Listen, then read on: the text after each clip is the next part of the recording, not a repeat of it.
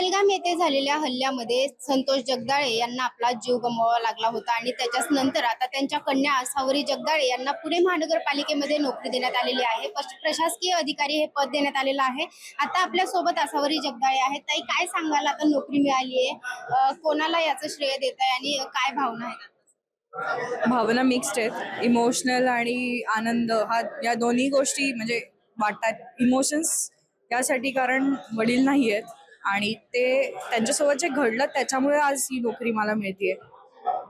तर म्हणजे मी आनंदी आहे, पण मला खूप वाईट पण वाटतंय, कारण आज ते असते तर ते असताना जर असं लेटर माझ्या हातात आलं असतं तर आज ते सर्वात जास्त आनंदी असते।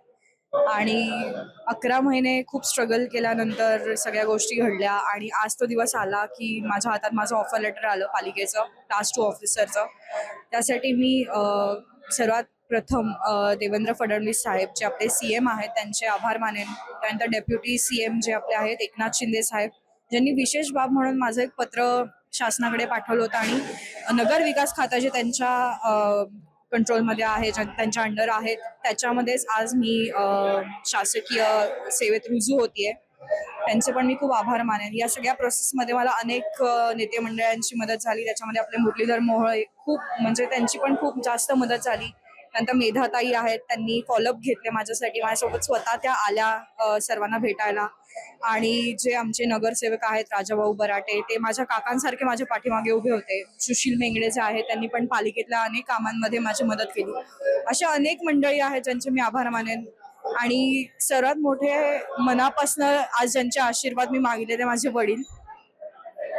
नोकरी लागण्यासाठी बराच वेळ लागला, तुम्ही देखील नाराजी व्यक्त केलेली होती। काय वाटते, म्हणजे वेळ लागला त्यामागे काय होतं आणि आता नोकरी लागली आहे तर कशा पद्धतीने काम करणार? नाराजी यासाठी होती की वेळ लागला म्हणून नव्हती, नाराजी यासाठी होती की आम्हाला पॉझिटिव्ह रिस्पॉन्स मिळत नव्हता किंवा आम्हाला जी मदत अपेक्षित होती लोकांकडनं जे या प्रोसेसमध्ये होते ती मिळत नव्हती, ह्याच्यासाठी ती नाराजी होती। 11 महिन्याच्या कालावधीमध्ये आम्ही ज्या घटनेमुळे आम्ही या गोष्टींमध्ये पडलो, ती घटना इतकी खराब होती की आमची मानसिक स्थिती त्यावेळेला खराब होती, त्यामुळे ती नाराजी व्यक्त झाली होती। आज मला जे पद मिळालंय ती एक खूप मोठी रिस्पॉन्सिबिलिटी माझ्या खांद्यावर आहे आणि ती मी माझं 100% देऊन ती पूर्ण करेन। आणि माझ्या वडिलांचं नाव ज्या जगभरात प्रसिद्ध झालंय ते आणखी मोठं कसं होईल त्याच्यासाठी मी अनेक गोष्टी करेन आणि खूप कष्ट करेन। आता मुख्यमंत्र्यांचा देखील तुम्हाला कॉल आला होता, तुमचं अभिनंदन केलेलं आहे, काय त्यांच्याशी बोलणं झालेलं आहे आणि काय सांगितलं? मुख्यमंत्री साहेबांनी माझ्या GR साठी पर्सनली लक्ष दिलं होतं असं मला आयुक्तांकडनं आणि ह्यांच्या म्हणजे उपायुक्तांकडनं माहिती मिळाली। आणि जसं माझं लेटर हातात आलं तसं माझं त्यांच्याशी कॉलवर बोलणं झालं, माझ्या आईचं पण त्यांच्याशी बोलणं झालं आणि त्यांचे आम्ही मनापासून आभार मानले, कारण त्यांनी पर्सनली लक्ष दिल्यामुळे या गोष्टी लवकरात लवकर घडल्या।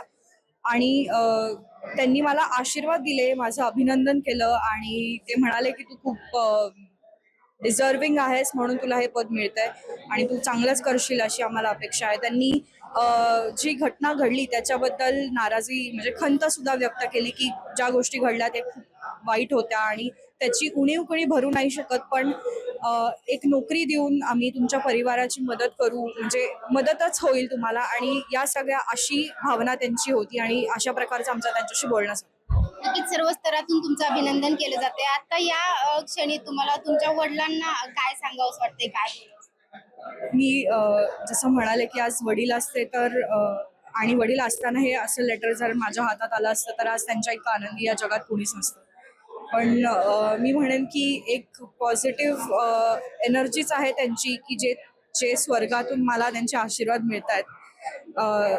मी त्यांना एवढंच म्हणेन की जे मला आज मिळालंय त्याच्यासाठी मी खूप कष्ट करेन आणि मी अजून खूप मोठ्या पदावर जाऊन बसेन आणि त्याच्यामध्ये तुमचं नाव आणि तुमचे आशीर्वाद नेहमी माझ्यासोबत असावं हीच माझी इच्छा आहे। खूप अभिनंदन। तर एकूणच आपण पाहतोय की आसावरी जगदाळे यांना आता पुणे महानगरपालिकेमध्ये नोकरी मिळालेली आहे। खरं तर अनेक खडतर प्रवास त्यांना यासाठी करावा लागला, मात्र त्यांनी या सर्वांमध्ये मुख्यमंत्री असतील, त्यासोबत उपमुख्यमंत्री आणि ज्यांनी त्यांच्या या कामासाठी पाठपुरावा केला त्यांचे सर्वांचे आभार मानलेले आहेत। त्यासोबत माझ्या वडिलांचं नाव जगभर पोहोचवण्यासाठी मी प्रामाणिकपणाने काम करेल असं देखील त्यांच्याकडून सांगण्यात आलेलं आहे। Snehal Lingare, Maharashtra Times online.